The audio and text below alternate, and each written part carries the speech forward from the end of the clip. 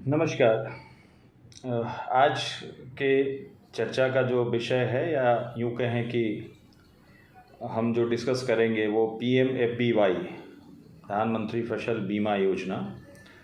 ये इसलिए इम्पोर्टेंट हो रहा है कि कल एक बयान आया है सरकार के तरफ से कि जो किसान 100 रुपये का प्रीमियम दे रहे हैं उसके एवज में उनको 514 रुपये के आसपास का क्लेम मिल रहा है। ये आम किसानों को या यूँ कहें कि एक जनमानस को समझ में आने वाला विषय नहीं लगता है, क्योंकि इन चीज़ों से कई बार मैं ये नहीं कहूँगा कि भरमाने वाले बयान, लेकिन सब लोग अपने अपने तरह से व्याख्या करते हैं।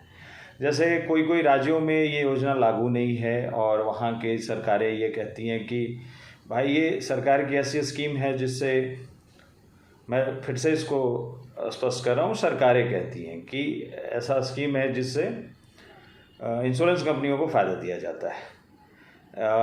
यहाँ पे है कि भाई 100 रुपया किसानों ने प्रीमियम दिया तो उनको 514 रुपये का क्लेम मिला। तो लग रहा है जैसे एक 25,000 करोड़ के आसपास का प्रीमियम किसानों से कलेक्ट हुआ था और करीब करीब 1,30,000 करोड़ के आसपास का उनको क्लेम दिया गया, डिस्बर्समेंट हुआ है। अब इसको समझना यहाँ से शुरू करते हैं कि ये है क्या, प्रधानमंत्री फसल बीमा योजना क्या है। तो ये एक इंश्योरेंस पॉलिसी है जिसमें किसानों को एक सामान्य अंशदान देना है।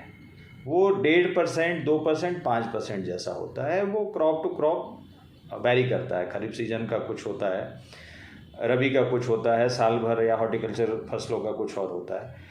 अब ये आसान है समझना कि अगर किसी भी क्रॉप का प्रीमियम 100 रुपये आ रहा है तो उसका 2 रुपया किसान तरफ से आ गया, 98 रुपया केंद्र और राज्य सरकारें मिल के देती हैं। और ये पूरा जो पॉलिसी का डिज़ाइन तैयार होता है पूरे भारत के स्केल पे होता है।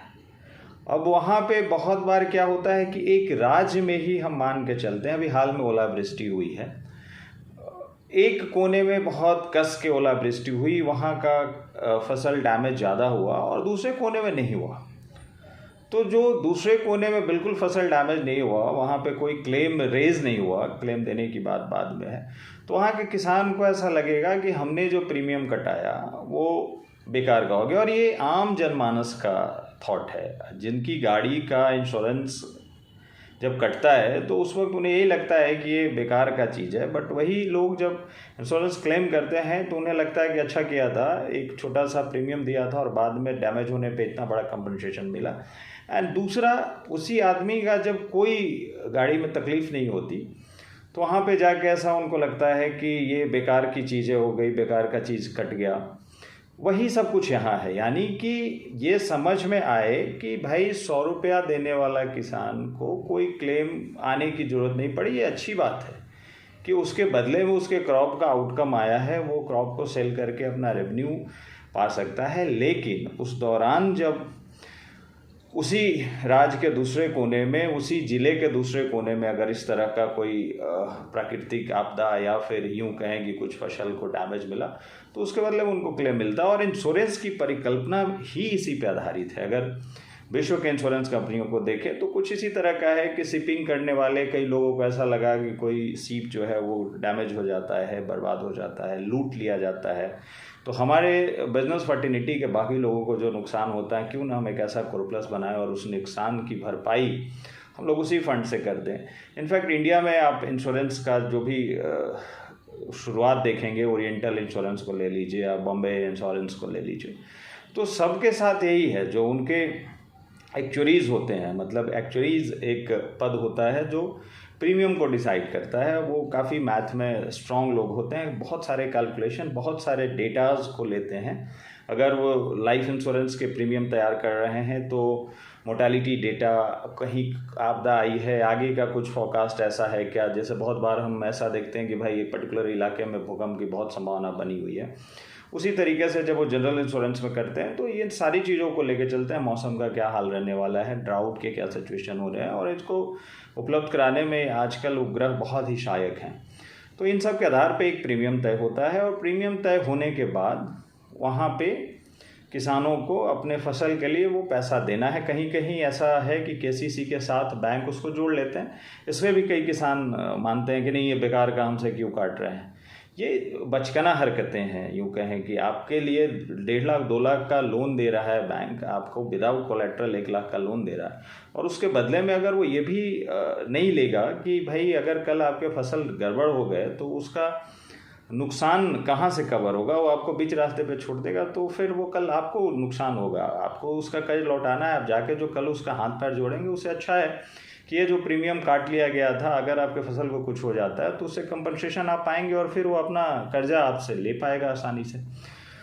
तो ये जो भी बयान आते हैं पॉलिटिकली, उन सारी चीज़ों में पढ़ने से बेहतर है कि इसकी चीज़ों को यूँ समझिए कि अगर प्रॉफिटेबिलिटी बनाएगी ही नहीं इंश्योरेंस कंपनी, तो इसको सस्टेन कैसे किया जाएगा। मतलब हर वक्त हम सरकार, ऐसा नहीं है कि सरकार ने आपको छोड़ दिया है। अगर आप ये कहते हैं या किसी की बहकावे में आते हैं कि इंश्योरेंस कंपनियों को प्रॉफिट बनाने का सिर्फ प्रोपेगेंडा है, सरकार तो 98-99% दे रही है।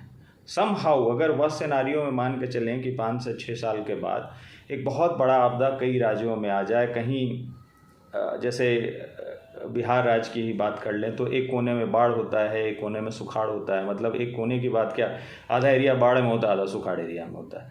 तो सिमिलरली अगर वो हो जाए तो हो सकता है कि ये जितने प्रॉफिट्स बना रही हैं कंपनियां, वो एक ही बार में उनके निकल जाए। और किसी भी ऑर्गेनाइजेशन, किसी भी इंश्योरेंस ऑर्गेनाइजेशन का जो बेस है ऐसे ही होता है कि 10 लोग, 11 लोग, 15 लोग, 20 लोग, 100 लोग में एक का होगा।